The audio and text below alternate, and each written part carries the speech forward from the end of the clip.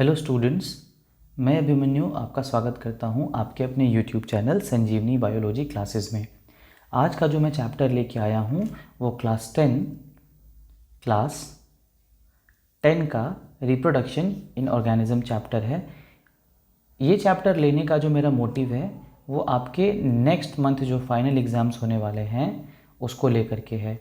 क्योंकि अगर इस टाइम पे अगर आपको कोई रिवीजन वीडियो मिल जाए और अगर उसमें आपको कोई डाउट है और डाउट्स क्लियर हो जाए तो इससे बेहतर क्या होगा, आपके लिए काफ़ी बेनिफिशियल हो जाता है ये आपके लिए। तो मेरा जो पर्पस है, मेरा जो मोटिव है वो आपके लिए आपके डाउट को क्लियर करना और आपका एग्ज़ाम बेहतर जाए, मैं इसकी कामना करता हूँ। सबसे पहले मैं आपको बात बता दूँ कि ये जो वीडियोज़ होंगे ये 2, 3 या 4 पार्ट में हो सकते हैं। आप सारे वीडियोज़ को देख लीजिएगा और इस वीडियो को कंप्लीट करने के बाद, इस चैप्टर को कंप्लीट करने के बाद मैं हर टाइप के क्वेश्चंस भी करवा दूंगा आपके, लॉन्ग क्वेश्चन हो या शॉर्ट क्वेश्चंस हो, एमसीक्यूज जो भी। तो चलिए शुरू करते हैं चैप्टर को। आपका जो चैप्टर है वो है रिप्रोडक्शन इन ऑर्गेनिज्म। वो तो सबसे पहला सवाल आता है कि रिप्रोडक्शन क्या है। तो रिप्रोडक्शन का मतलब क्या होता है कि एक ऑर्गेनिज्म जो अपनी तरह बच्चों को जन्म देता है और इसी प्रोसेस को बोलते हैं रिप्रोडक्शन। आप इस वर्ड को देखिएगा, आप इस वर्ड को देखें, रिप्रोडक्शन। तो इसमें एक वर्ड है प्रोडक्शन, इसमें एक वर्ड है प्रोडक्शन, जिसका मतलब भी होता है जन्म देना, बनाना, यानी क्रिएट करना। यानी जब किसी चीज़ का क्रिएशन होता है उसको प्रोडक्शन बोलते हैं, है ना। तो जब कोई ऑर्गेनिज्म अपनी तरह बच्चों को जन्म दे दे, उसको क्रिएट करे, उसी को बोलेंगे प्रोडक्शन। अब क्योंकि ये ऑर्गेनिज्म इन दो ऑर्गेनिजम्स को जन्म दिया, अब ये ऑर्गेनिजम्स मेच्योरिटी के बाद अपनी तरह बच्चों को जन्म देंगे। ये प्रोसेस लगातार चलता रहेगा, यानी कि प्रोडक्शन बार बार हो रहा है, इसलिए हम क्या बोलते हैं इसको, रिप्रोडक्शन। एक ऑर्गेनिज्म जो पहले से जिसे पहले किसी ने जन्म दिया, अब वो भी बाद में किसी को जन्म देगा, वो भी कुछ टाइम के बाद किसी को जन्म देगा। तो ये जो है कंटिन्यूसली चलता रहेगा। अब सवाल ये है कि रिप्रोडक्शन ज़रूरी क्यों है। तो रिप्रोडक्शन ज़रूरी इसलिए है, मान लीजिए कि ये एक ऑर्गेनिज्म है, ठीक, कोई भी ऑर्गेनिज्म मान लीजिए, अगर ये बिना जन्म दिए, अगर ये बिना जन्म दिए मर जाता है, ख़त्म हो जाता है, तो इसकी जो प्रजाति है, इसकी जो स्पीसीज़ है, वो कोई नहीं बचेगा इस धरती पे। क्योंकि ये ख़त्म हो गया तो इसका कोई स्पीसीज़ नहीं बचेगा। तो वैसे मरना तो सबको है, तो मरने से पहले हर एक ऑर्गेनिज्म क्या करते हैं, अपनी तरह ऑर्गेनिज्म को जन्म दे के चले जाते हैं, ताकि वो चले जाएं तो इनकी स्पीसीज़ बची रहे। फिर ये जाने से पहले क्या कर देंगे, अपनी तरह बच्चों को जन्म दे के चले जाएंगे। तो रिप्रोडक्शन जो है वो अपनी स्पीसीज़ को बचाए रखने के लिए बहुत ज़रूरी है। इस चीज़ को मैं बताने से पहले आपको एक बात बताना चाहूँगा कि रिप्रोडक्शन होता क्यों है, वाई रिप्रोडक्शन इज़ नेसेसरी। अब देखिए, अगला जो अब हमारा सवाल है, why is it necessary to reproduce. अब मान लीजिए कि ये एक ऑर्गेनिज्म था, ठीक है। ऑर्गेनिज्म क्यों बोलेंगे इसको, ऑर्गेनिज्म हम क्यों बोलेंगे। आप सबको ये पता होगा कि हर एक वो चीज़ जिसमें मास होता है, ठीक है, और जो स्पेस को ऑक्यूपाई करता है, उसको हम क्या बोल सकते हैं, ऑब्जेक्ट या मैटर बोल सकते हैं। तो हम सब लिविंग ऑर्गेनिजम्स जो हैं वो भी एक तरह के ऑब्जेक्ट हैं, मैटर हैं। लेकिन हम में और बाकी जो दूसरे ऑब्जेक्ट्स हैं, जैसे हमारे घर में बहुत सारी चीज़ें रखी होंगी, आपकी टेबल होगा, चेयर होगा, बेड है, टीवी है, आपके हाथ में फ़ोन है, ये सारी चीज़ें कोई ना कोई ऑब्जेक्ट्स हैं। अंतर यही है कि उनमें लाइफ नहीं है और हमारे पास लाइफ है। अब सवाल आता है कि ये लाइफ क्या है। तो लाइफ क्या है, लाइफ को आप एक कैरेक्टर से डिफाइन नहीं कर सकते, इसका कोई एक कैरेक्टर तो नहीं होता, है ना। यानी कि ये सेल्फ डिफाइन नहीं कर सकते इसको कि ये लाइफ है, मतलब इसकी कोई केमिकल कंपोजिशन है, ये चीज़ बता देंगे तो लाइफ बन जाएगा। ऐसे मान लीजिए अगर मैं आपसे पूछूं कि चाय क्या है, टी क्या है, तो आप कहेंगे sir combination of milk, tea leaves and sugar, इसको मिला दीजिए तो चाय बन जाएगा। तो क्या उस तरह से आप लाइफ को डिफाइन कर पाएंगे, नहीं कर पाएंगे। लेकिन आप ये ज़रूर कह सकते हैं कि अगर कोई ऑब्जेक्ट है, उस ऑब्जेक्ट में मान लेते हैं कि वो ऑब्जेक्ट अगर रेस्पिरेशन कर रहा है, अगर वो ऑब्जेक्ट रेस्पिरेशन कर रहा है, अगर उस ऑब्जेक्ट को खाने की ज़रूरत है, नीड फूड, अगर वो ऑब्जेक्ट हो सकता है मूवमेंट कर रहा हो, वो ऑब्जेक्ट अपने बाहर के एनवायरनमेंट को क्या कर रहा हो, रिस्पॉन्स दे रहा हो, और भी बहुत सारे फीचर्स। ये सारी चीज़ अगर किसी चीज़ में हैं तो हम बोल देंगे कि उसमें लाइफ है, वो लिविंग ऑर्गेनिजम्स है। यानी कि लाइफ को खुद डिफाइन ना करके दूसरे कैरेक्टर्स के साथ इसको जोड़ दे रहे हैं कि अगर ये सारी चीज़ें किसी ऑब्जेक्ट में देखने को मिल रही हैं तो उसमें लाइफ है। अब यही सवाल है कि लाइफ को आगे बढ़ाना है, हम ऑर्गेनिज्म को आगे नहीं बढ़ा रहे हैं, हम लाइफ को आगे बढ़ा रहे हैं रिप्रोडक्शन करके। बात समझ रहे हैं? हम किसको बढ़ा रहे हैं? लाइफ को आगे बढ़ा रहे हैं रिप्रोडक्शन करके, क्योंकि हमें लाइफ का कोई केमिकल कंपोजिशन नहीं मालूम है।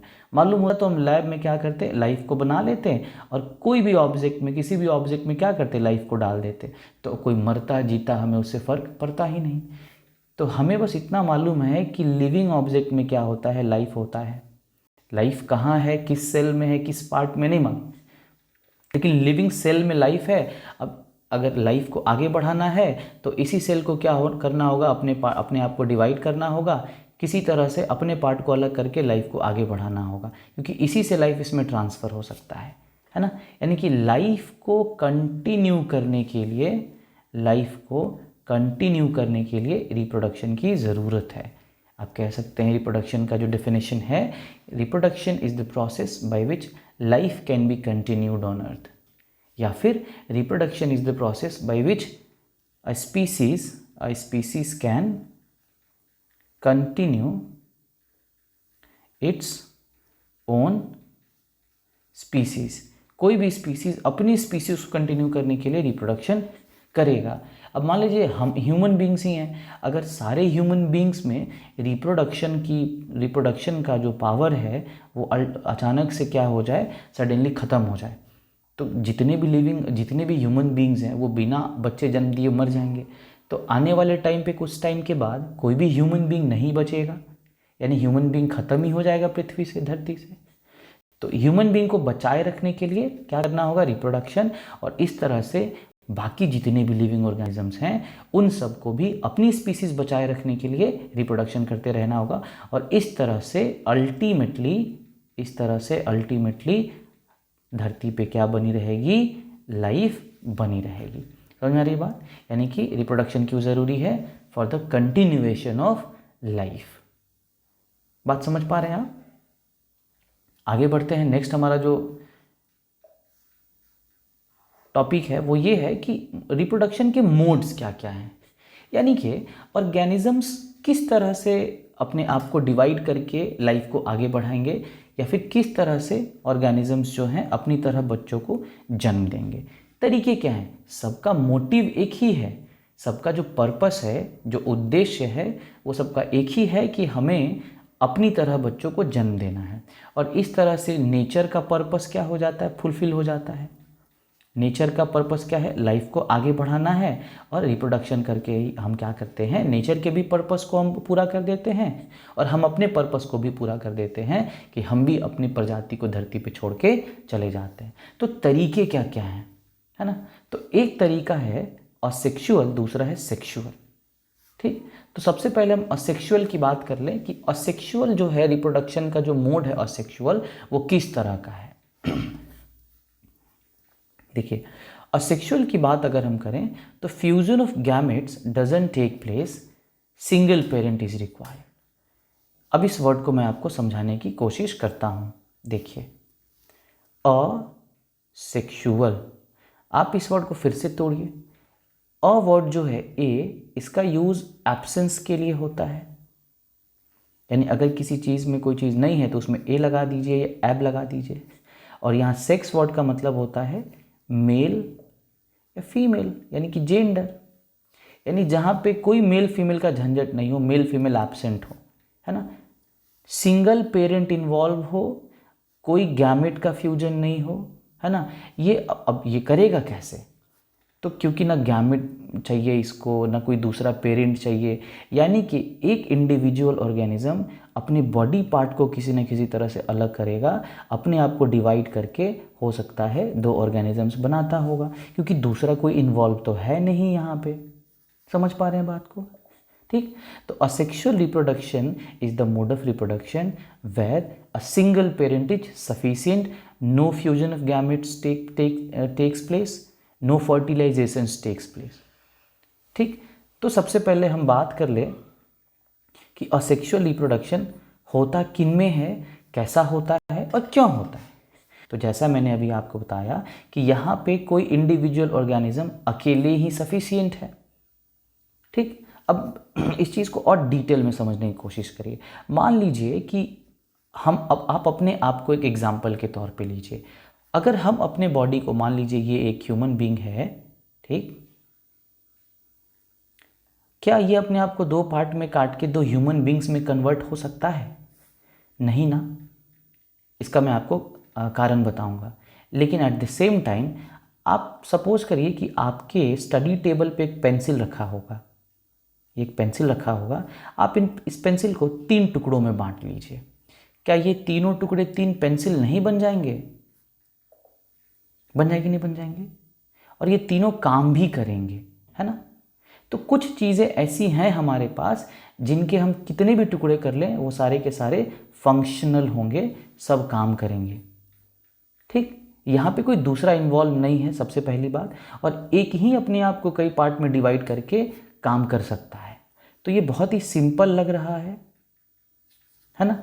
मतलब ये जो तरीका है वो काफ़ी सिंपल लग रहा है। ठीक।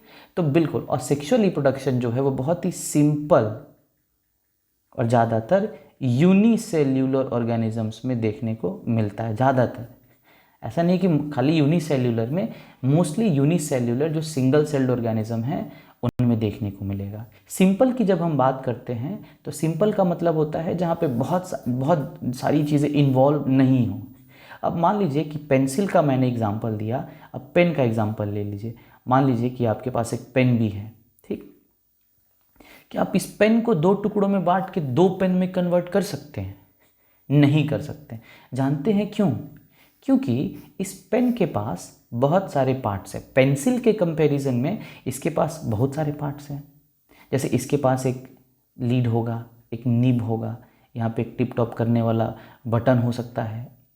इन सारी चीज़ों को हम 2 पार्ट में डिवाइड नहीं कर सकते एट अ टाइम। हमें इसके लिए फैक्ट्री में जाके दूसरा पेन बनाना होगा।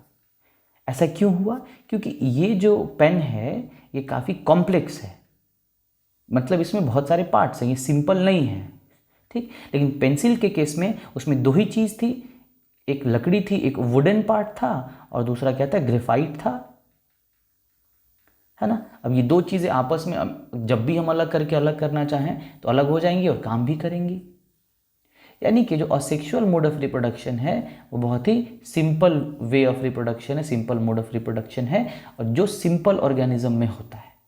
अब मान लीजिए कि ये एक अमीबा है, अमीबा है। अब अमीबा जो एक यूनिसेल्युलर ऑर्गेनिज्म होता है, सिंगल सेल्ड ऑर्गेनिज्म होता है, ये क्या करेगा? ये अपने ही बॉडी पार्ट को क्या करेगा, 2 पार्ट में डिवाइड कर लेगा, 2 अमीबी बना देगा। ठीक है। क्यों ऐसा करेगा? क्योंकि इसके पास बहुत सारे पार्ट्स नहीं हैं, बहुत सारे सेल्स नहीं हैं। ये चुपचाप अपने बॉडी पार्ट को डिवाइड किया और 2 ऑर्गेनिज्म में कन्वर्ट कर दिया। समझ में आ रहा है बात? तो अब हम असेक्सुअल मोड ऑफ रिप्रोडक्शन के देखेंगे कि इसके बेनिफिट्स क्या हैं, ये किन में होता है, इनके क्या क्या तरीके हैं, है ना। सबसे पहली बात करें कि ये एक प्रिमिटिव मेथड है, ये एक बहुत ही पुराना मेथड है जो बहुत ही पहले से चलते आ रहा है। क्योंकि जब धरती पे लाइफ आया तो उस समय लाइफ जिन तरह के ऑर्गेनिजम्स में था वो बहुत ही सिंपल थे।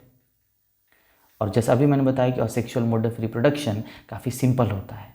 ठीक। तो एक प्रिमिटिव मेथड है, पहली चीज़। दूसरी चीज़ ये बहुत ही फास्ट होता है। अब इसमें क्या झंझट है बताइए ज़रा। आपको पेंसिल, जैसे मैंने बताया, आप इजीली पेंसिल को 2-3 टुकड़ों में 2 सेकंड में काट सकते हैं, लेकिन पेन बनाने के लिए फैक्ट्री में कितना टाइम लगेगा? तो ये एक बहुत ही फास्ट मेथड है। और सबसे इंपॉर्टेंट चीज़ क्या है इसमें जानते हैं?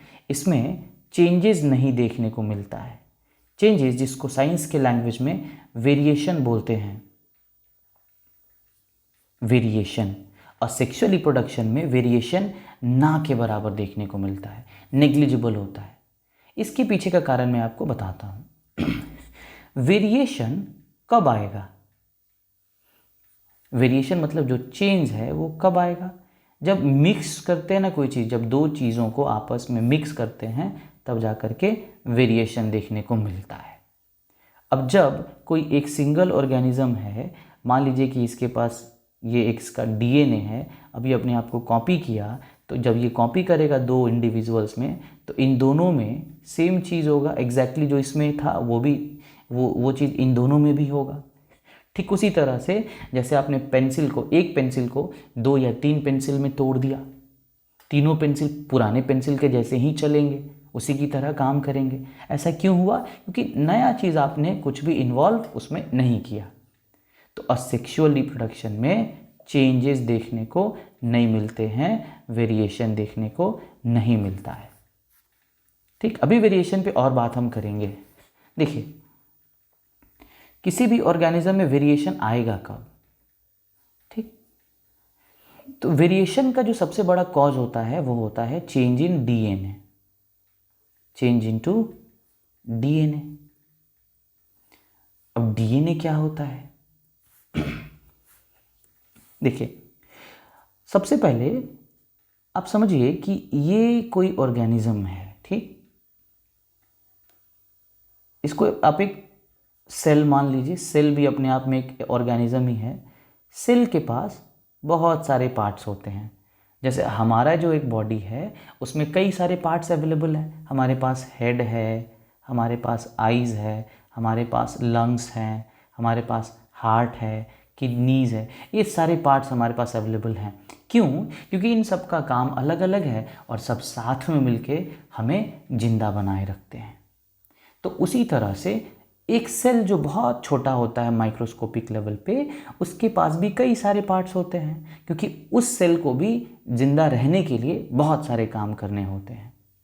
ठीक, लेकिन फिर आपको मैं एक बात बताऊं, सब काम तो होता है, लेकिन सबको क्या करना है, कैसे करना है, कब करना है और क्यों करना है, ये कौन बताने वाला है? ये उसको बताएगा कौन? उसको इंस्ट्रक्शन कौन देगा? उसको कमांड कौन करेगा? तो कमांड करने वाला कोई ना कोई चाहिए कि नहीं चाहिए? तो आपके पूरे बॉडी जो पार्ट्स हैं उन सबको कौन कमांड करता है? तो आप इजीली बोलेंगे sir, brain. It is the brain who commands each and every organ of the body, है ना? Rather you can say the nervous system और द न्यूरल कंट्रोल सिस्टम। ठीक, तो उसी तरह से सेल का भी तो अपना कुछ होना चाहिए जो सेल को इंस्ट्रक्शन दे, सेल को कमांड दे कि सेल को कब क्या कैसे करना है। तो सेल के पास बाकी ऑर्गेनेल्स के अलावा उसके सेंटर में एक पार्ट होता है जिसको हम न्यूक्लियस कहते हैं। उसको क्या कहते हैं? न्यूक्लियस। न्यूक्लियस के अंदर क्या होता है? जब आप इसको माइक्रोस्कोप से देखेंगे तो थ्रेड के तरह स्ट्रक्चर्स आपको दिखाई देंगे जिनको क्रोमैटिन कहते हैं। फिर क्रोमैटिन जब सेल डिवाइड करता है तो क्रोमैटिन क्रोमोसोम्स की तरह दिखाई देते हैं। क्रोमोसोम्स के स्ट्रक्चर को आप देखेंगे तो कुछ इस तरह का स्ट्रक्चर दिखाई देता है।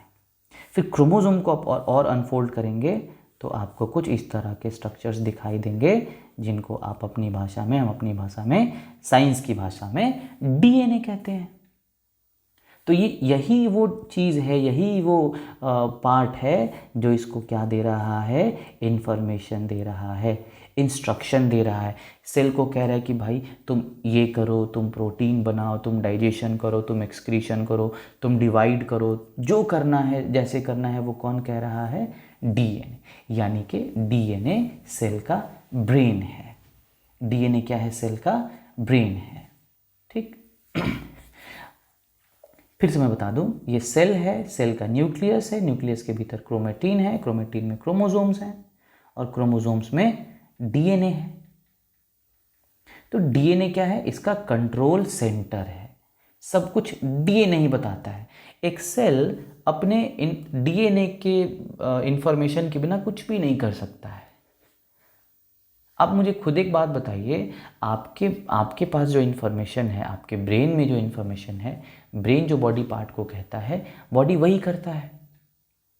इवन कुछ भी आप देखिए, आपके हाथ में जो फ़ोन है, जो मोबाइल फ़ोन है, ठीक है, जो मोबाइल फ़ोन है उसमें जो इन्फॉर्मेशन अवेलेबल है उसकी जितनी कैपेसिटी है वो उतना ही काम करेगा। आप उसको कहिएगा चलो मेरे लिए खाना बनाओ, चलो फ़ैन चला दो, थोड़ा सा हवा निकाल दो, तो ये सब काम वो नहीं कर सकता, क्योंकि उसके चिप में, उसके सर्किट में ऐसा कोई इन्फॉर्मेशन नहीं दिया गया। तो कोई भी चीज़ वही काम करेगा जितना इन्फॉर्मेशन उसके पास अवेलेबल है। अब अगर हम उस इन्फॉर्मेशन में कोई चेंज ला देते हैं तब जा कर के वो कहीं क्या करेगा, काम बदल देगा। ठीक, जैसे मान लीजिए कि ये आपका पेन है, ये रेड पेन है, ठीक है, ये रेड कलर का चलता है, यानी कि इसका डीएनए मान लीजिए रेड है। आप क्या किए, आपने क्या किया, इसको आपने इसमें रेड के बजाय ग्रीन इंक डाल दिया, तो अब ये कैसे चले, किस कलर का चलेगा, ग्रीन कलर का चलेगा। ऐसा क्यों, क्योंकि आपने इसमें चेंजेस ला दिया। आपने इसमें क्या ला दिया, चेंज ला दिया। आपने इसके डीएनए, आपने इसके इंफॉर्मेशन सोर्स को बदल दिया। तो किसी भी ऑर्गेनिज्म में चेंज तभी होगा जब उसके डीएनए में चेंज होगा। और डीएनए में चेंज कब होगा आप बताइए। अब जैसे ये एक ऑर्गेनिज्म था, इसके पास एक डीएनए है, जब ये दो ऑर्गेनिजम्स बनाएगा तो सबसे पहले ये डीएनए की कॉपी बनाएगा। तो जब डीएनए की कॉपी बनेगा तो कॉपी भी एग्जैक्टली इसी की तरह होगा कि नहीं होगा, तो इसके पास भी वही डीएनए आएगा, इसके पास भी वही डीएनए आएगा। तो ये दोनों क्या होंगे, एकदम आइडेंटिकल होंगे। आइडेंटिकल का मतलब एक जैसे होंगे, ठीक है, यानी कि इनमें चेंजेस के चांसेस बहुत कम हो जाते हैं। इनमें भी चेंजेस होता है, मैं आपको एक बार फिर से बता देता हूँ। होता क्या है, जब कोई भी ऑर्गेनिज्म, सिंगल सेल ऑर्गेनिज्म या सेल जब रिप्रोड्यूस करता है या डिवाइड करता है इस प्रोसेस को आप ध्यान से समझिएगा। सबसे पहले ये एक सेल है या एक ऑर्गेनिज्म है, इसके अंदर जैसे अभी मैंने आपको बताया कि एक न्यूक्लियस होता है, न्यूक्लियस के अंदर क्रोमोसोम होता है, मैंने सीधा डीएनए बना दिया। सबसे पहले ये करेगा क्या, इसको चाहिए कि अब मुझे अब अपने आप को दो ऑर्गेनिज्म में डिवाइड कर लेना है। तो सबसे पहले ये क्या करेगा, अपनी डीएनए की एक कॉपी बनाएगा। ठीक है, ये क्या किया, सेल थोड़ा बड़ा हुआ, न्यूक्लियस थोड़ा बड़ा हुआ, और ये जो डीएनए है केमिकल रिएक्शन करके डीएनए की एक कॉपी बना लिया। इस प्रोसेस को हमने क्या नाम दे दिया, डीएनए रेप्लिकेशन या डीएनए कॉपिंग। ठीक, ऐसा क्यों ज़रूरी है, क्योंकि जो दूसरा सेल बनने वाला है भाई, उसको भी तो सारे इन्फॉर्मेशन चाहिए ना, उसके भी तो सेल को पता होना चाहिए कि हमको कब क्या कैसे और क्यों करना है। तो ये तो चीज़ डीएनए को, जिस डीएनए को पहले से पता है वही बता सकता है। तो अब ये डीएनए की कॉपी बना करके इसको देने वाला है। तो जब डीएनए की कॉपी बन जाएगी तो अल्टीमेटली लास्ट में क्या होगा, डीएनए न्यूक्लियस के साथ सेपरेट होगा यहाँ पे, और ये दो सेल्स में क्या हो जाएंगे, डिवाइड हो जाएंगे। तो ये जो दो नए सेल आप देख रहे हैं, नए ऑर्गेनिजम्स देख रहे हैं, ये इन्हीं का तो क्या है, डिवीजन है। तो ये जो डीएनए था, यही डीएनए तो है ये दोनों। अब मुझे एक बात बताइए, आप इसको एक और एग्जांपल से समझिए। ये आप हैं मान लीजिए, ठीक, ये आप हैं। आपने क्या किया, आपने अपने दोस्त को भी अपने स्कूल में सेम क्लास में एडमिट करवा दिया, आपने उसका एडमिशन करवा दिया, बट ही और she doesn't have a book. तो आप क्या करेंगे, आप अपने बुक्स की क्या करेंगे, बोलेंगे जाओ मेरी बुक की फ़ोटोकॉपी करा लेना। तो जब वो फ़ोटोकॉपी कराएगा, बुक की कॉपी करवाएगा, तो क्या उसकी बुक की, उसके बुक में जो कंटेंट है, क्या उसमें कोई भी चेंज आएगा, क्या कोई भी उसमें इंफॉर्मेशन में कोई चेंज आएगा, नहीं ना। तो जो इन्फॉर्मेशन आपके पास अवेलेबल होगा वो भी इन्फॉर्मेशन उसके पास भी अवेलेबल होगा, चेंज बहुत कम होगा। लेकिन एक केस ऐसा होता है जहाँ पे असेक्सुअल रिप्रोडक्शन में भी चेंज आ जाता है। अब देखिए, जैसे मान लीजिए कि मैं जैसे भी मैंने बताया, डीएनए कॉपिंग एक केमिकल रिएक्शन है। तो जब डीएनए का कॉपी बनता है तो केमिकल रिएक्शन होने की वजह से इसकी केमिस्ट्री में कई बार कुछ गड़बड़ी हो जाती है। तो डीएनए में कुछ ऑल्टरेशन हो जाता है, कुछ चेंजेस आ जाते हैं, जिसकी वजह से जब ये दो इंडिविजुअल्स बनेंगे तो हो सकता है कि ये असेक्सुअल रिप्रोडक्शन करने के बावजूद भी ये इससे थोड़ा सा डिफरेंट हो जाए। आप इसको ऐसे समझिए, ये पॉसिबल कैसे, मान लीजिए कि आपने क्या किया, आपने चाय बनाई, आपने क्या किया, चाय बनाई। फिर आपको कहा गया एक बार और आपके घर में फिर से दूसरी बार मतलब गेस्ट आए थे, आपने चाय बनाया, फिर एक बार और आधे घंटे बाद एक और गेस्ट आ गए, आपने फिर से चाय बनाया। आपने पहली बार जिन चीज़ों को लिया था, जितने प्रपोर्शन में लिया था, ठीक दूसरी बार भी आपने उतनी चीज़ें ली, बराबर मात्रा में, ठीक टाइम पे उतार दिया। लेकिन क्या 100% गारंटी लेके आप बता सकते हैं कि दोनों चाय एकदम एग्जैक्टली सेम होंगे? नहीं कह सकते आप, क्योंकि इसके केमिकल्स ने किस तरह से एक दूसरे के साथ रिएक्ट किया और इनके केमिकल्स ने कैसे एक दूसरे के साथ रिएक्ट किया, इसकी गारंटी कौन लेगा? तो कभी भी केमिकल रिएक्शंस हमेशा एक से जैसे नहीं हो सकते। तो असेक्सुअल रिप्रोडक्शन में भी वेरिएशन हो सकता है डीएनए कॉपी बनने के टाइम पे, लेकिन ये बहुत कम होता है, रेयर होता है। अब असेक्सुअल रिप्रोडक्शन के अलग अलग मोड्स की बात कर लें। मतलब असेक्सुअल रिप्रोडक्शन, बात तो है भाई कि असेक्सुअल रिप्रोडक्शन होना तो एक ही ऑर्गेनिज्म को है, एक ही इंडिविजुअल अपने आप को किसी तरह से डिवाइड कर ले, उसमें कोई दूसरा इन्वॉल्व नहीं होना चाहिए। तो ये तरीके अलग अलग ऑर्गेनिजम्स में अलग अलग रूप में देखे गए हैं। तो मैं आपको बताता हूँ, आप मेरे साथ बोलेंगे, याद हो जाएगा। पहला है फिशन, सेकेंड है फ्रेगमेंटेशन, थर्ड है बडिंग, फिर regeneration, spore formation, vegetative propagation. I repeat, there are some subdivisions of asexual reproduction, sub methods of asexual reproduction, which are fission, fragmentation, budding, regeneration, spore formation, and vegetative propagation. Let us talk about each of them. एक एक करके सबके बारे में बात कर लेते हैं। The very first is the fission. Fission word के बारे में अगर मैं आपको बताऊं तो फिशन को देख के ही आपको समझ में आ रहा है, फिशन का मतलब होता है बच्चों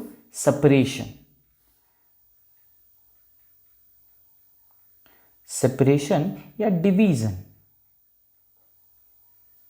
ठीक, यानी कि सिंपली यहां पे कोई इंडिविजुअल ऑर्गेनिज्म अपने आप को क्या करेगा, दो पार्ट में डिवाइड कर ले या फिर 4 पार्ट में डिवाइड कर ले, जितना मन करे उतने पार्ट में डिवाइड कर ले। यहाँ पे डिवीजन होने वाला है, सेपरेशन होने वाला है। ठीक, एक मैं आपको बात बता दूँ, स्टेप जो होगा कभी भी आप याद रखेंगे, जो स्टेप होने वाला है वो कभी भी फिशन का हो या सेल डिवीजन का हो, तो सबसे पहले सेल के डिवीजन में जो सबसे फर्स्ट स्टेप होता है वो होता है डीएनए का कॉपी बनना। डीएनए का कॉपी बनेगा, डीएनए कॉपी बनने के बाद न्यूक्लियस का डिवीज़न होता है। ठीक है, जैसे कि मान लीजिए ये एक सेल था, पहले ये डीएनए था, तो डीएनए का कॉपी बन गया, उसके बाद डीएनए एक इधर न्यूक्लियस में आ जाएगा, ये डीएनए इधर न्यूक्लियस में आ जाएगा, तो इसको बोलते हैं, न्यूक्लियस को कैरियोन बोलते हैं। ठीक है, तो ये बन हो जाता है कैरियोकाइनेसिस। काइनेसिस मतलब डिवीजन होता है, यानी कि डिवीजन ऑफ न्यूक्लियस। फिर उसके बाद अगले स्टेप में क्या होगा, सेल का डिवीजन हो जाएगा, उसको हम लोग बोलते हैं, अब ये सेल क्या हो जाएंगे, 2 सेल में एक्चुअली में लास्ट में अल्टीमेटली बढ़ जाएंगे, तो इसको हम लोग बोल देते हैं साइटोकाइनेसिस। ठीक है, तो पहले क्या होगा, डीएनए कॉपिंग, उसके बाद कैरियोकाइनेसिस, फिर जाकर अल्टीमेटली साइटोकाइनेसिस, तब जा करके आपके पास 2 न्यू सेल्स या 2 न्यू सिंपल ऑर्गेनिजम्स मिल जाएंगे। तो फिशन में क्या हो गया, एक इंडिविजुअल ऑर्गेनिज्म अपने आप को 2 इंडिविजुअल में कन्वर्ट कर लेगा। फिशन कई तरह का होता है। ठीक, तो इसके टाइप की बात करें तो एक टाइप होता है इसका बाइनरी फिशन। बाइनरी मतलब 2, जब एक और इंडिविजुअल ऑर्गेनिज्म, जैसे ये अमीबा मान लीजिए, ये अपने आप को 2 अमीबी में डिवाइड कर ले, तो इसको बोल देते हैं बाइनरी फिशन। ठीक है, इसमें एक और चीज़ मैं आपको बता दूं, बाइनरी फिशन जो है ये फिशन जो है वो कई प्लेन्स में होता है। जैसे मान लीजिए कि ये एक अमीबा है, मान लीजिए कि ये एक अमीबा है। अब अमीबा का कोई प्रॉपर शेप होता नहीं है, ये इरेगुलर शेप का होता है, तो ये कहीं से भी क्या करेगा, अपने आप को डिवाइड कर सकता है। तो किसी प्लेन से डिवीजन को आप कह सकते हैं, क्या कह सकते हैं, ट्रांसवर्स। ठीक, लेकिन कुछ ऐसे ऑर्गेनिजम्स होते हैं जो कहीं से डिवाइड करके उनका काम नहीं चलने वाला है। जैसे अगर मैं बात करूं, मान लीजिए कि ये एक ऑर्गेनिज्म है जिसका नाम है लिस्मेनिया। ठीक है। आप इस लिस्मेनिया को बीच से डिवाइड करिए तो बीच से डिवाइड करेंगे तो आप देखेंगे कि इधर वाला पार्ट जो है अलग होता है, तो ये जो इसको बोलते हैं फ्लैजिला, ये इसके मूवमेंट वगैरह में हेल्प करता है, सरफेस से क्लिंग करने में, चिपकने में हेल्प करता है। तो अगर इधर वाले पार्ट में ये फ्लैजिला नहीं आया तो ये तो इनकम्प्लीट रह गया। तो इसका जो डिवीजन होना चाहिए वो किस तरह से होना चाहिए, आप बताएं ज़रा। तो इसका जो डिवीजन होना चाहिए ये इस प्लेन से होना चाहिए, तो इसको आप क्या बोलेंगे, लॉन्जिट्यूडनल। तो ये हो गया लॉन्जिट्यूडनल बाइनरी फिशन, वो हो गया ट्रांसवर्स बाइनरी फिशन। तो लॉन्जिट्यूडनल किस में होगा, लिस्मेनिया में हो गया, ठीक है। अब याद रखेंगे, अभी फिशन की बात, एक और टाइप का फिशन होता है जिसको हम लोग बोलते हैं मल्टीपल फिशन।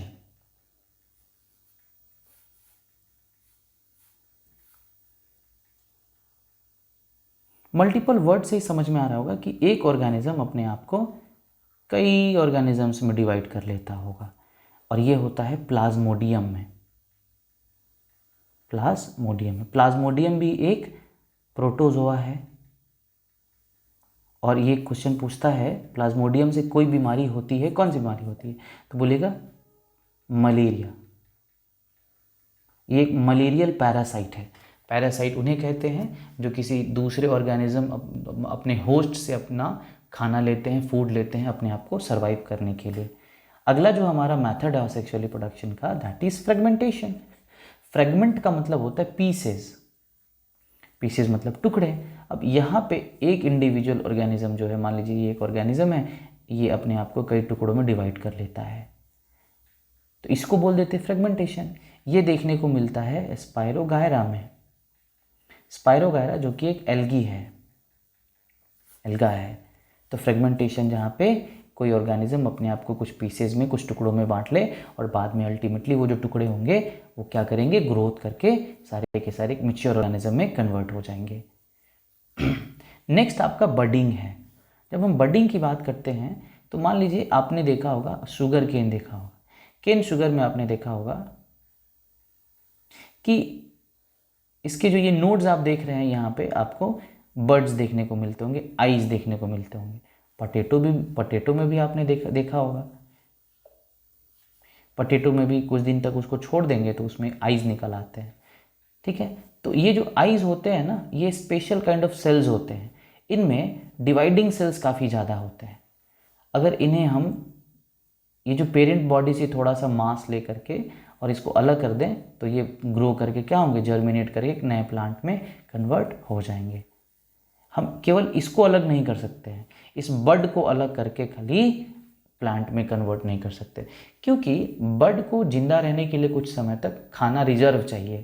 तो रिजर्व खाना लेने के लिए हम थोड़ा सा इसमें से क्या कर लेंगे, ये जो थोड़ा मास है, ये जो थोड़ा सा पार्ट है प्लांट का, इसको देंगे। जब तक इसके अपने रूट और शूट डेवलप नहीं हो जाते तब तक ये जो पोटैटो है या कोई भी पार्ट है वो क्या करेगा, इसको फूड प्रोवाइड करेगा, ठीक है। तो बडिंग की बात करें तो वैसे तो मैंने आपको प्लांट का एग्जांपल दिया समझाने के लिए, बडिंग होता है आपको हाइड्रा में। ये हाइड्रा है। हाइड्रा में क्या होता है कि एक बॉडी, उसके बॉडी पे एक बड जनरेट होता है, जिसको आप बोल सकते हैं, इसको बोलते हैं प्रोटूबरेंस। प्रोटूबरेंस निकला हुआ पार्ट। ये जब मैच्योर हो जाएगा, मैच्योर होने के बाद यहाँ से ये डिटैच हो जाएगा, अलग हो जाएगा।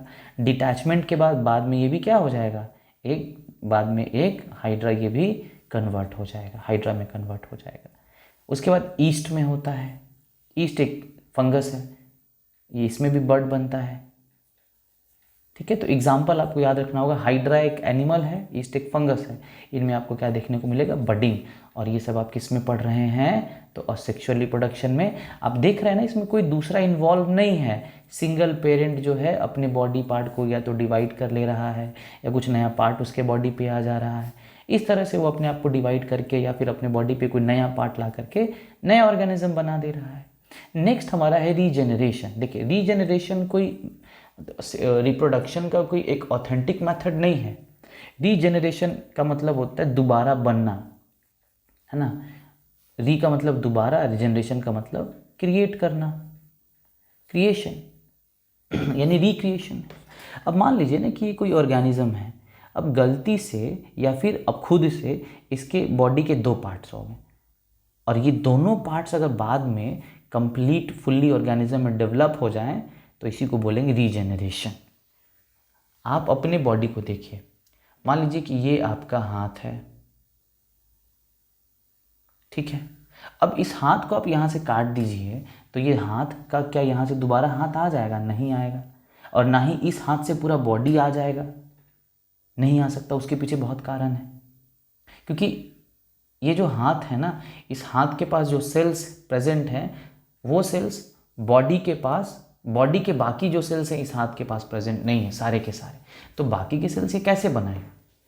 ठीक, तो ये रीजनरेट नहीं कर सकता है ना। ऐसा नहीं है कि हमारे बॉडी में रीजनरेशन का पावर नहीं है, हमारे बॉडी के स्किन में रीजनरेशन का पावर होता है, लिवर में होता है, स्टमक में होता है, ये खुद को रिक्रिएट कर सकते हैं, लेकिन हमारे पूरे बॉडी में रिक्रिएशन का पावर नहीं होता है। लेकिन कुछ ऑर्गेनिजम्स हैं, जैसे मैंने अभी एक डायग्राम बनाया था, ये है प्लेनेरिया। प्लेनेरिया एक फ्लैट वॉर्म होता है, it's a flat warm, remember. Flat warm, एक फ्लैट मतलब होता है चपटा, वॉर्म का मतलब कीड़ा। ये एक एक्वेटिक एनिमल है, बहुत ही सिंपल, बहुत ही छोटा होता है, मल्टी सेल्यूलर है, माइक्रोस्कोपिक है लेकिन मल्टी सेल्यूलर है, याद रखिएगा, यूनिसेल्यूलर नहीं है। तो रीजेनरेशन में क्या होता है कि अगर कोई इंडिविजुअल का बॉडी पार्ट 2-3 पार्ट में डिवाइड हो गया तो सारे पार्ट्स बाद में कंप्लीटली फुल्ली ग्रोन ऑर्गेनिज्म में कन्वर्ट हो जाते हैं। तो प्लेनेरिया में क्या हो जाता है आपको? रीजेनरेशन। इवन हाइड्रा में भी होता है, स्टारफिश में भी होता है। जैसे मान लीजिए कि अगर ये एक स्टारफिश है, अगर ये स्टारफिश यहाँ से आप इसको काट दें तो ये एक स्टारफिश में कन्वर्ट हो जाएगा। नेक्स्ट आपका है स्पोर फॉर्मेशन। स्पोर फॉर्मेशन जो है, मान लीजिए कि ये एक ऑर्गेनिज्म है, मान लीजिए कि ये एक ईस्ट है, ठीक। तो ईस्ट में क्या होगा, इसमें एक स्ट्रक्चर बनेगा जिसको हम नाम दे देंगे स्पोरेंजिया, इसको स्पोरेंजियम बोलेंगे। इसके अंदर पाउडरी सब्सटेंस बनेंगे जिसको हम लोग स्पोर नाम देते हैं, स्पोर्स, ठीक। आप इसको पॉलिन समझने की गलती मत करिएगा। पॉलिन ग्रेन्स सेक्सुअल रिप्रोडक्शन में बनाए जाते हैं और वो हैप्लॉइड होते हैं। ये स्पोर्स हैं, ये अकेले कैपेबल हैं। अब देखिए, ये अपने बॉडी पार्ट को ना डिवाइड कर रहा है, ना अपने बॉडी पार्ट पे कुछ ग्रोथ करके अलग करके ऑर्गेनिज्म बना रहा है, ऐसा कुछ नहीं है। इसमें एक बॉडी पार्ट बन तो रहा है इसके बॉडी पे, लेकिन उसमें कुछ छोटे छोटे इसके बॉडी के स्पेशल टाइप के सेल्स प्रेजेंट रह रहे हैं। अब इस स्पोर को मैं बड़ा करके दिखाऊं तो मान लीजिए कि ये कुछ इस तरह का दिखाई देगा।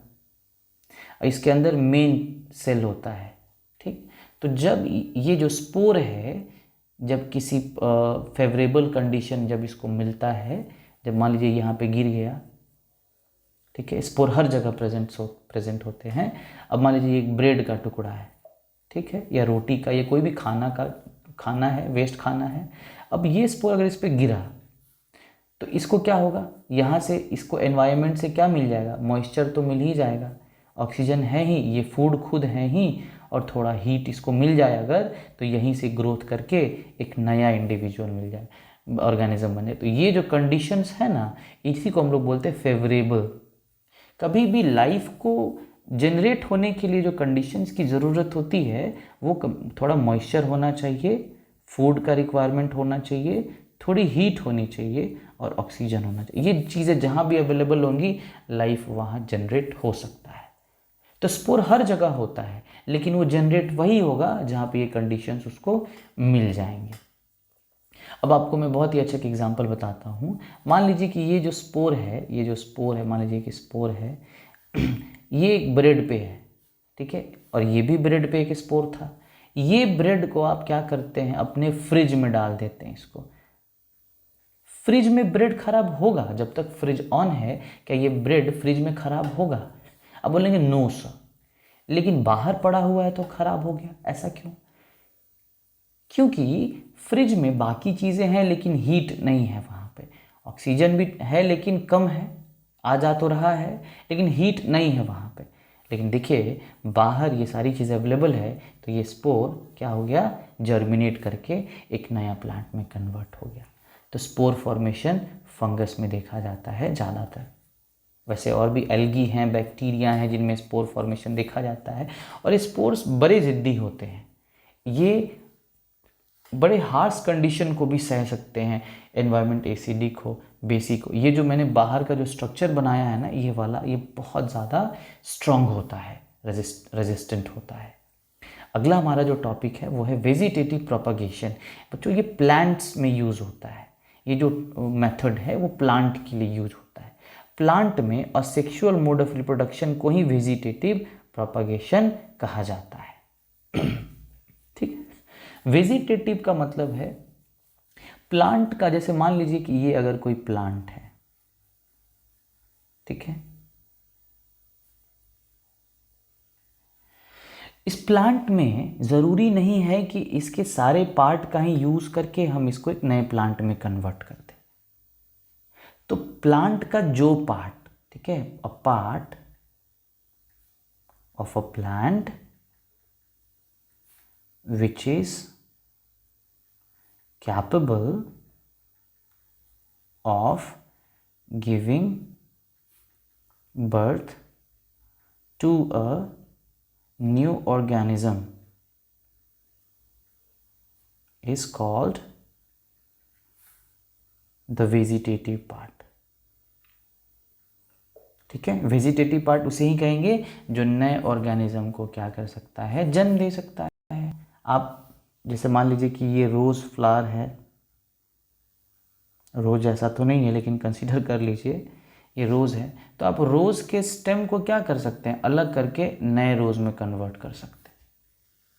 यानी कि रोज़ का स्टेम क्या है, वेजिटेटिव पार्ट है। ठीक है, तो वेजिटेटिव प्रोपगेशन में क्या होता है, प्रोपागेट का मतलब क्या होता है, बनना, है ना, बनना, क्रिएट होना। तो वेजिटेटिव प्रोपगेशन के भी कई सारे मेथड्स हैं, इसमें आर्टिफिशियल मेथड भी है। तो पहले नेचुरल मेथड की बात हम लोग कर लेते हैं। नेचुरल मेथड की जब हम बात करेंगे वेजिटेटिव प्रोपगेशन में, तो सबसे पहले हम बात कर लेते हैं मान लीजिए stem as vegetative part of a plant. Stem, तो इसमें मान लीजिए पोटैटो ले लीजिए, ठीक है, या फिर आप केन शुगर ले लीजिए, जो मैंने पहले ही बताया है। तो यहाँ पे इनके वेजिटेटिव पार्ट्स क्या हैं, तो बोलिएगा सर स्टेम। और इस स्टेम में क्या होता है, तो बड्स होते हैं। ठीक है, तो ये यहाँ पे स्टेम है इनका पार्ट और उनमें बर्ड्स होते हैं। जैसे मान लीजिए पोटैटो था, इसमें ये बर्ड था। ठीक है, तो इसको हम क्या बोल देंगे, stem is the vegetative part of the potato plant. ठीक है, एक और पार्ट, एक और एग्जांपल लेते हैं। मान लीजिए ये एक लीफ है, ठीक है,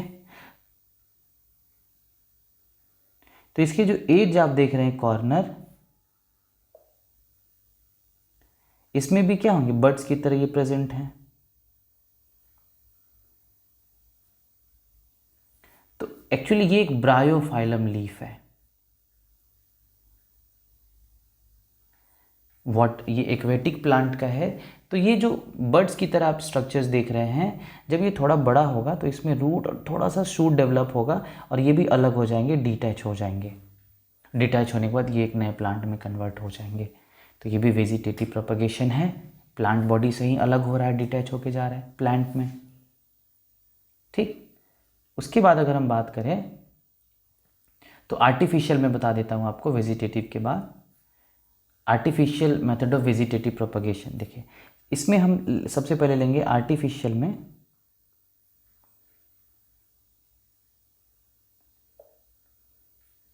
कटिंग। ये मान लीजिए ये आपका एक रोज प्लांट है। ठीक, आप क्या कर रहे हैं, आप चाहते हैं कि आपके पास एक है, आप इससे 4 प्लांट लगाना चाहते हैं। तो आप इसके एक मैच्योर स्टेम को ब्रेक करेंगे और उसको छोटे छोटे 3-4 टुकड़ों में बांट के और 4 जगह लगा देंगे। तो इसको बोल दिया कटिंग। ठीक, कटिंग के साथ एक और मेथड आता है ग्राफ्टिंग। इसको थोड़ा समझना होगा, ये एग्जाम के लिए इम्पॉर्टेंट है। सपोज करिए कि आपके पास एक रेड कलर का रोज है, रेड कलर का रोज है, ठीक है, और आपके फ्रेंड के पास एक येलो रोज़ है, ठीक। आप चाहते हैं एक दूसरे से रोजेज एक्सचेंज करना। आप क्या चाहते हैं? एक दूसरे से रोजेज एक्सचेंज करना। आप क्या करेंगे? आप कहेंगे तुम मुझे रोज़ का एक स्टेम दो, मैं तुम्हें एक रोज़ का स्टेम देती हूँ, ठीक है। उसने आपको स्टेम दिया, आपने भी उसे दिया। आपने क्या किया कि ये जो रेड वाला रोज़ था, आपने उसका एक पार्ट लिया और उसको ज़मीन में लगा दिया, ठीक, ज़मीन में लगा दिया। और इसने जो पार्ट दिया, आपने इसको इसके ऊपर एडजस्ट कर दिया। आपने क्या किया? उसी रोज़ प्लांट जिसको आपने ज़मीन में लगाया है, इसके ऊपर आपने इसको क्या कर दिया? एडजस्ट कर दिया किसी तरह से। मतलब क्या करें, इसको थोड़ा स्लेंटिंग काट लीजिए, इसको इसमें अटैच कर दीजिए और इसको फिर थोड़ा सा शार्प करके नाइफ से, और इसको क्या कर दीजिए, फिर कॉटन कपड़े से बांध दीजिए। तो इसी प्रोसेस को, बांधने के प्रोसेस को क्या कह देंगे? ग्राफ्टिंग। अब इसमें जो प्लांट होगा, बहुत अच्छी बात होगी, इसमें 2 कैरेक्टर्स देखने को मिलेंगे। मैंने आपको पहले ही बताया था, जब 2 चीज़ें आपस में मिलेंगी तो वेरिएशन देखने को मिलेगा, ठीक है। इसको हम लोग इसको हाइब्रिड भी बोलते हैं। जब 2 डिफरेंट प्लांट, 2 डिफरेंट स्पीसीज़, मतलब एक ही स्पीसीज़ के 2 डिफरेंट प्लांट्स को जब मिला करके कुछ नया बनाया जाए तो उसको हाइब्रिड बोलते हैं। यहाँ पे हाइब्रिडाइजेशन हमने कर दिया, तो यहाँ पे भी वही काम होगा, आपके फ्रेंड भी वही काम करेंगे। तो नीचे वाले पार्ट को यहाँ पे हम बोलते हैं स्टॉक। ये पूछ सकता है आपसे, जो रूट बनाया है आपने जिसे, उसको क्या बोलेगा? स्टॉक। और जो ऊपर वाला पार्ट है उसको बोलेगा सियॉन, ठीक। अगला मेथड आप देखेंगे आर्टिफिशियल में। जैसे मान लीजिए ये एक प्लांट है, इसके जो रूट्स हैं ना, या फिर इसके जो एरियल स्टेम्स है, वो ग्राउंड को टच करके जा रहे थे। और ग्राउंड को टच ही इसलिए करना चाहते हैं क्योंकि उसमें जो स्टेम है, जो रूट्स हैं, वो क्या करना चाहते हैं? ग्राउंड को टच करके यहाँ से एक नया प्लांट में कन्वर्ट होना चाहते हैं। लेकिन अब मान लीजिए कि एकदम बहुत ही प्रॉपर वे में तो ग्राउंड को टच नहीं करेंगे, और टच करें तो उठते भी रहेंगे। मान लीजिए हवा से उड़ भी सकते हैं, उठ भी सकते हैं, तो जाके पकड़ तो नहीं सकते। तो शुरुआत स्टेजेस में इसको क्या करना होगा? ग्राउंड के साथ कंटिन्यूसली, जब तक इसके रूट ग्राउंड को ना पकड़ लें, क्या करना होगा? इसको पकड़ के रखना होगा ग्राउंड को। तो उस टाइम पे हम क्या करेंगे ना, यहाँ पे क्या करेंगे, इसको थोड़ा सा मिट्टी खोद के और इसके ऊपर से कुछ मिट्टी को डाल देंगे, थोड़ी कोई भारी चीज़ डाल देंगे। तो इसको बोल देते हैं लेयरिंग। लेयरिंग का मतलब होता है लिटा देना। मैंने हमें क्या किया? इसको लिटा दिया, ठीक है। तो ये एक मेथड हो गया। तो कटिंग, ग्राफ्टिंग एंड लेयरिंग, ये आपके वेजिटेटिव प्रोपगेशन में आर्टिफिशियल मेथड्स थे। तो असेक्सुअल रिप्रोडक्शन हमने कंप्लीट किया। अगर आपको कोई भी डाउट है तो आप मेरे से पूछ सकते हैं। नेक्स्ट सेशन में, नेक्स्ट वीडियो में हम सेक्सुअल रिप्रोडक्शन को डील करेंगे, जिसमें plant sexual reproduction, human sexual reproduction, फिर उसके बाद हम लोग इंपॉर्टेंट क्वेश्चंस डील करेंगे। तब तक के लिए आप स्वस्थ रहिए, खुश रहिए और अपने एग्जाम की तैयारी करते रहिए। Wish you very good luck. Thank you.